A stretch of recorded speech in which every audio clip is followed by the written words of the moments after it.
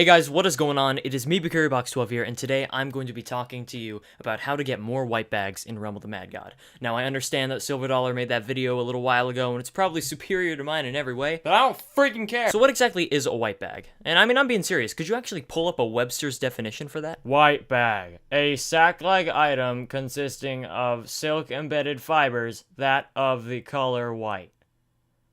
Dang, it's actually pretty good, freak. So there are 3 stages of loot that you can get on a boss. There's the purple bag, which is soulbound damage, but you don't really get anything that you want. There's a loot bag, which is this dark blue color. And then there's the white bag, which is just a UT modification of the actual blue loot bag. There is a cyan bag too, but man, I don't want to freaking talk about that. I don't know. So the question still remains, how do you get that white bag? Well, first, you have to actually get your soulbound damage. And I'm not talking about that friggin' purple bag. That thing's such a freaking waste. I hate it. I mean, seriously, with the blue loot bag, it's like, well done, soldier. You know, you've done your duty. Here's your reward. With the freaking purple bag, he's just like, oh, freak, you wanted something too? And he just reaches into his back pocket and pulls out some dryer lint. Here you go. Yeah. That's what this thing is. Dryer lint. I don't want that. So rather than asking yourself, how can I get more white bags? You should be asking yourself, how can I secure my damage? Every character has its own way of getting damage in. The Paladin has a buff that can heal himself, but to compensate, he has low def and low vit. On its counterpart, the Knight, or the Warrior or whatever, the Knight has high def and high vit, but it can't heal itself, and it has low wisdom. You just have to learn your way around the character. Now, say you're a new player, or maybe not even a new player. You've been playing for like maybe a few months now, you've gotten your character like 2-8 or something with mid-tier gear, and you want to finally get your first white bag. The first thing that you need to know is where white bags are most common, and so I've constructed my own personal experience of white bags into a chart, starting with the most frequent and the least frequent all the way at the bottom. Now, from my experiences, like I said, the most common places to get a white bag are tombs. Tomb of the Ancients drops white bags like pretty much half the time, and there's 3 bosses. You have 3 chances to get a white bag. That already increases your chances by 3 compared to every single other dungeon, except for, you know, Draconis and Shatters and all that. But like Snake Pit, UDL, Abyss, you only get 1 chance unless you find a treasure room. But right off the bat, you have a triple chance to get a white bag. And heck, it's so frequent. Like seriously, if you can get into a guild, or even just go into a public tomb, and just do it frequently enough, you will get a white bag. It is not that difficult. The hardest part is getting your damage in. But once you've done that, you're all set, buddy. Now you just play the waiting game and see if you get a white bag. And if not, you got 2 other bosses to give it a shot at. Perfect way to get, you know what, go out and try it.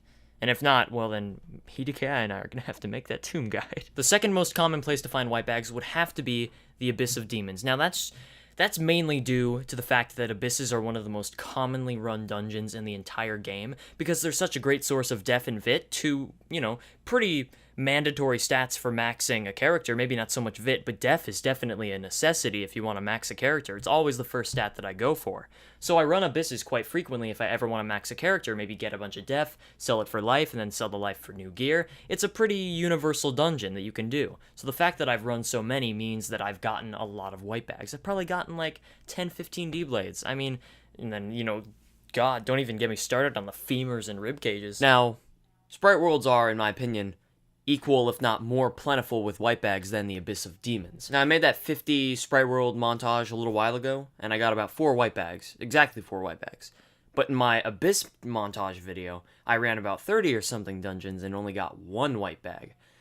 So maybe if I ran the extra 20, I would have gotten more, but I don't think I could have gotten 3 more. So there was a chance that abysses weren't exactly the key to getting white bags, and they're harder to do. Sprite Worlds, if you just hop on a Trickster and teleport to the boss room, you're there, you have a chance of getting a white bag really quickly. So if you want to go for the white bag quick, I would say do Sprite Worlds over and over. They're not that hard to find. They're easy. Trickster gets you to the boss room. Go for it. Then you've got the Ocean Trench. Now, I don't run too many of these, but I bet if I did, I would get a lot of white bags. And I don't really know the exact drop rate because they just changed it to where, you know, C-Trap is the white bag and all. I mean, that was, you know, a few months ago, but I haven't done too many trenches since then, so, you know, it could be different. Then we've got the UDL, because, you know, Debos aren't exactly the most rare thing anymore, but they're still kind of down there. Finally, we have the Snake Pit, Bulwark. How many times, honestly, do you even get a Bulwark? That's a rare item. I only have gotten 1 in my entire life. That's saying something. Then, you've got all these random Candyland, Belladonna, Shatter. I don't know those. I don't know. I haven't done many of those, so. This is just a general overview of dungeons that a new player might be doing. So go for tombs and abysses, and if you can, maybe an ocean trench to spice up the variety. I don't know. Alright, since I've wasted enough of your time, I should probably actually talk about how to get damage. Now, if you're a new character, the easiest character to get the hang of with high DPS would have to be the wizard. You have a good amount of dex, a good amount of attack, and your spell bomb does massive damage if you can get it right on target. The only problem is if you're doing a private tomb, you don't want to be spell bombing because you could awaken the other bosses and never actually kill anyone because they all go crazy and you don't have a lot of people and you guys are all new players. What do we do? You don't want that. Now, whenever we're talking about DPS, we're talking about characters in conjunction with items that can deal massive damage. A perfect example of this would have to be the Doom Bow. It's such a damage-dealing item. It does 400 to 500 damage, but whenever you're maxed and you have like Pyrrha on and maybe, who knows, like a Spectral, you're doing over 1,000 damage per shot once you're maxed. It is incredible. But if you're not maxed, the Doom Bow is still a great way to get damage in because if you're an archer, you can just paralyze the boss and therefore securing your damage. And that was the key that I was talking about before. Make sure that you can secure your damage. That's how you get a white bag. By first getting loot, by securing your damage. And that is the archer. In my opinion, if you can, like, get, I don't know, you probably can't get a Doom Bow yet. It's, it's kind of hard to get. You just have to do a lot of UDLs. But even with just a bow, if you can paralyze the target and just wail on him, you paralyze him on your time whenever you feel like it and whenever you feel like you're comfortable to get damage in if you're in a safe spot. All right, here, got him. Start getting damage in. All right, we'll wait for his next rotation. Here, get him. And it's perfect. You are fully in control of the battle. You control when you're getting your damage in. It wouldn't hurt to do it a little more frequently, and as you do more of these, you'll learn and you'll get better. That's the great part about this game. It's there's a huge learning curve to it, but once you get the hang of it, you got the hang of it. So if you're a new-ish player, I would recommend taking either the Wizard, the Huntress, or the Archer for your first time. Bows do a lot of damage, and the Paralyze is great, but if not, the Wizard has long range, it has a good amount of DPS, and heck, the Spell Bomb's freaking overpowered. But if you're feeling a little saucy, and you want to try something different, like, hey, I think I got the hang of this, then you might want to go towards the melees. Paladin is great because you can buff, giving you more attack, and you can heal yourself if you get hurt. It's fantastic. The only problem with that is that you're also buffing the allies around you, which means you could be causing them to outdamage you. So if you want to be the greedy jerk in the corner who just buffs himself, go for it. I don't care, man.